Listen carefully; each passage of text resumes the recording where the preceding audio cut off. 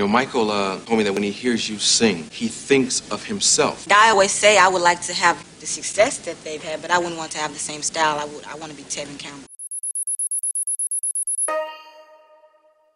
Tevin Campbell, born November 12, 1976. Many criticized my last R&B feature, Bryson Tiller, because I enjoy his vocal ability and do appreciate him as a singer, and the opposed do not agree. Well, today's feature is another R&B guy that you won't have that confusion, as Tevin Campbell surely can sing. In fact, he's arguably one of the greatest singers the R&B genre has ever seen, or vocal talent alone. Back when traditional R&B was still rooted in vocal skill, cultivated at a young age in choirs and art programs, then coached to perfection before the artists could solidify themselves as successful. Tevin thrived since 14 years old as one of the highlighted R&B acts of the 90s. He made the slender, soft-faced black guy popular in the 90s with the females, and speaking for men like myself, we do appreciate you. He's been in the game more than 30 years now, with no question to his legendary status. Let's understand that right now. So what's more than a legend? An icon, I guess? Then this story is one of a legend with enough of what it took to become an icon, and although he fell short of that, legendary status is still a soft cloud to land on. Tevin Campbell has been in the music business since 12 years old, since singing the pen from Benny Medina's coat pocket into his fingertips to sign a record deal that immediately changed his family's lives. He was 13 years old when he appeared on his first hit and #1 charting song, Quincy Jones's Tomorrow A Better You, Better Me, that featured Tevin Campbell for the first time on screen, looking like a seasoned vet. He was a prodigy in the making, which adds to all the elements Tevin Campbell had that makes an icon. The first, youth. Your focus on anything doesn't get much better than realizing your purpose by 13 years old. The very next year, he delivered once again, this time on his very own hit single, Round and Round, that was top 3 on the Billboard R&B chart, 12 on the Hot 100, and produced by an icon of icons, Prince. He branched off into movies and TV shows, and by 15 was already being nominated for a Grammy Award, next to names like Luther Vandross. Any further validation that Tevin Campbell was a great singer need not be taken into consideration, nor the backing he had throughout his career, added to youth, success, and influence, all should have iconized the Can We Talk singer had projections fall into place like expected. His debut album went platinum, followed by an even more successful sophomore album 2 years later. But then, after that, Campbell lost steam, and by the end of the 90s seemed much past his prime and all but off the grid. What happened to the potential music icon? Let's talk about it. It's your boy JC, Stunted Growth Music. Let's get it, man. Take a minute to like, subscribe, and comment on who I should do next. Tevin Campbell is an R&B singer, songwriter, and actor from Waxahachie, Texas that later moved to Dallas and began singing in his local church choir, following in his mother's footsteps.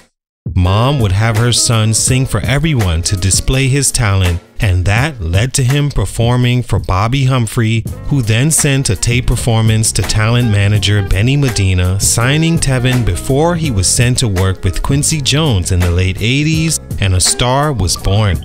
By 15, he was being honored as a nominee at the 33rd Grammy Awards, and the same year the release of his debut album. The start couldn't be more magical for Tevin, but like every talent with the potential as great as he had, the journey gets testy, and surviving it is where icons are created. Stunt number 1, never quite over the hump. Tevin Campbell is the prototypical example of the saying, the prince who never became king. In popular music and entertainment, you won't find an icon that was never once on top of the game, even for a short time. It's like Tevin came in with this insane potential and came close numerous times, but he never hurdled that final bar into icon status. November 15th, 1991, the album Tevin was released and peaked at number 5 on the hip hop and R&B charts, behind 7 of the 13 songs becoming charting hits. Tell Me What You Want Me to Do being one of his biggest songs ever, peaking at 6 on the US Top 100. The album reached platinum status and was nominated for a Grammy, but lost to Al Jarreau's Heaven on Earth. 2 years later, Campbell returned with a second album, I'm Ready, which he vowed to show the growth and transition into more mature music. His first single was the classic Can We Talk, co-produced and written by Babyface and Daryl Simmons. Can We Talk was the go-to song on the radio for every teenage child or young adult in the 90s and successfully solidified Tevin's transition into mature, love and intimacy-provoking music. That and I'm Ready both peaked at 9 on the Top 100, both went gold, and remain 2 of the most popular Tevin Campbell songs that still hit today. Like his first, his I'm Ready album would be nominated for numerous Grammys at the 36th annual, losing to acts like Ray Charles and Babyface. He also lost Best R&B Album at the following Grammys to Boyz II Men. I'm Ready did manage to go double platinum, but kept him at the status of always nominated but never number 1. This continued throughout Tevin's career and is a huge reason he never got over the hump as the best artist in the game. Stunt number 2, being gay in the 90s. Although this stunt wouldn't be revealed until 2022, it did affect Tevin Campbell's career back in the 90s because it placed a ceiling on how far he could go while keeping a secret that could break him in that era. Nowadays, being gay in music can be worn as a badge of honor. Guys like Frank Ocean, Lil Nas X, August Alsina have all came out as loving the same sex or all sexes, and it's been received publicly with open arms inside and outside the industry. Being homosexual in the 90s though was a totally different story. Back when there was no social media that gave everyone their own voice and opinions to be heard and allowed groups to all gang up on you at once, you didn't get the support you needed to have a safe place to retreat if need be after revealing a secret such as being gay.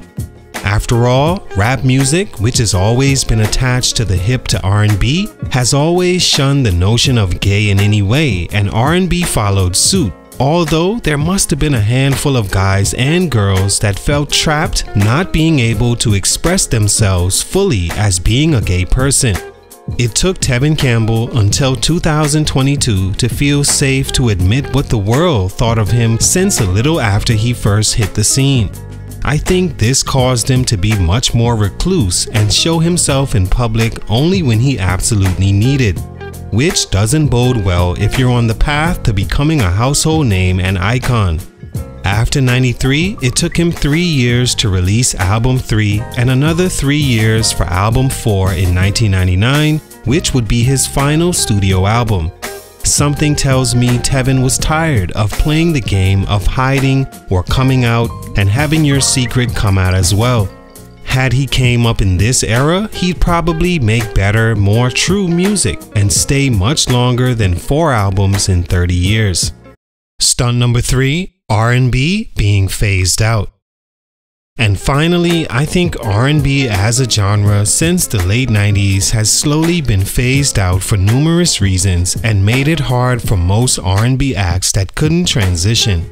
It started with rap taking over the music industry dating back to the early 2000s and separating itself more and more from R&B as far as popularity.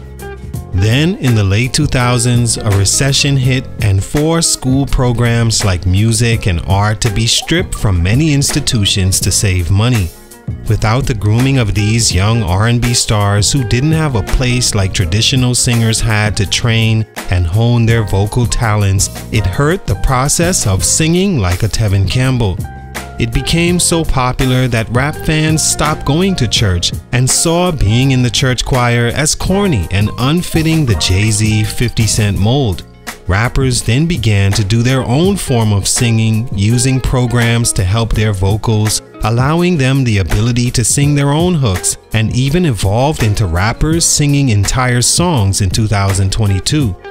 Young people today don't even know what real R&B sounds and looks like, so they don't show support to these artists on the almighty social media in the way they push rap into the mainstream and eventually to the most popular genre.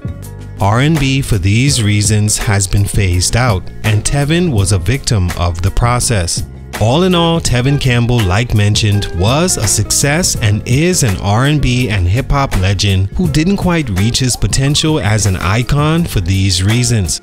He never quite dominated his era by being on top, hid from gay allegations so long it made him afraid to be himself in a toxic era, and when he could relax and come out as who he was, his genre had been phased out or into something else entirely. Solid career, but for these reasons, his growth was stunted. Salute, much respect. It's your boy JC Stunted Growth Music, and I'm out.